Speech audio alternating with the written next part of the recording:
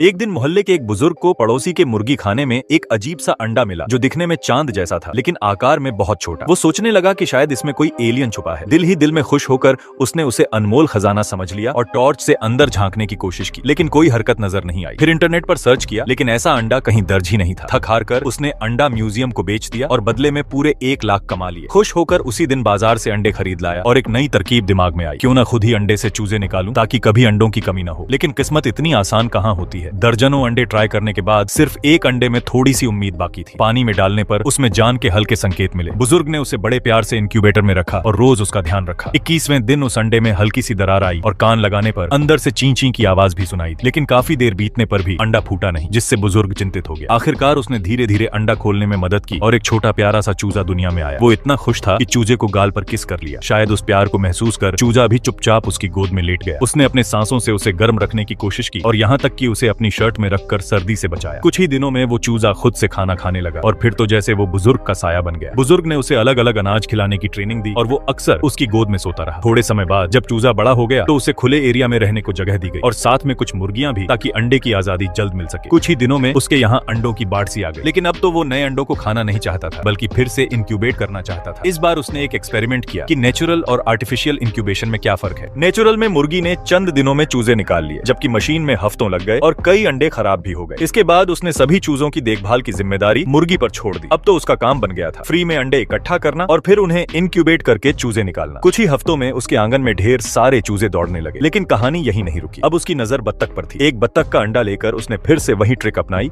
और मुर्गी को ही दे दिया। पहले तो मुर्गी कंफ्यूज हुई, लेकिन फिर अंडा से चिपक गई। कुछ ही दिन में एक प्यारा सा बत्तख का बच्चा भी बाहर आ गया। धीरे धीरे मुर्गी उसे भी अपने बच्चे जैसा मानने लगी और उसकी देखभाल करने लगी। इस तरह कुछ ही महीनों में उसके पास खुद का छोटा फार्म बन गया, जहाँ अलग अलग किस्म के पक्षी पलने लगे। फिर उसने अपने घर के पीछे जमीन खरीदी और दर्जनों जानवर पाल लिए, जो ज्यादातर उसे फ्री में ही मिल गए थे। एक दिन उसे वहाँ कुछ हरे रंग के बहुत बड़े अंडे मिले, जो देखने में एकदम डायनासोर के अंडे जैसे लग रहे थे। एक अंडा करीब 5 किलो का था। अब फिर से उसने इंक्यूबेशन चालू किया और कुछ हफ्तों बाद उस हरे अंडे में दरार आ गई। अब देखना यह है कि इसमें से निकलने वाला जीव क्या वाकई कोई डायनासोर होगा या कोई और नई कहानी शुरू होने वाली है।